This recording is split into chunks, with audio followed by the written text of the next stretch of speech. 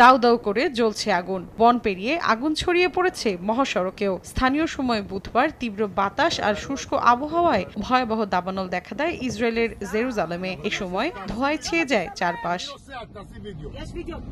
দাবানল দ্রুত ছড়িয়ে পড়ায় তেল আবিব জেরুজালেমের মহাসড়ক বন্ধ করে দেয় স্থানীয় প্রশাসন। আগুনের ব্যাপকতায় আতঙ্কিত হয়ে দিকবিদিক ছোটাছুটি শুরু করেন যাত্রীরা। এ সময় আহত হন বেশ কয়েকজন। নিরাপদ স্থানে সরিয়ে নেওয়া হয় আশপাশের বাসিন্দাদের। বাতিল করা হয় স্বাধীনতা দিবস উপলক্ষে আয়োজিত সব অনুষ্ঠান। নিরাপত্তার স্বার্থে ঘোষণা করা হয়েছে জরুরি অবস্থা।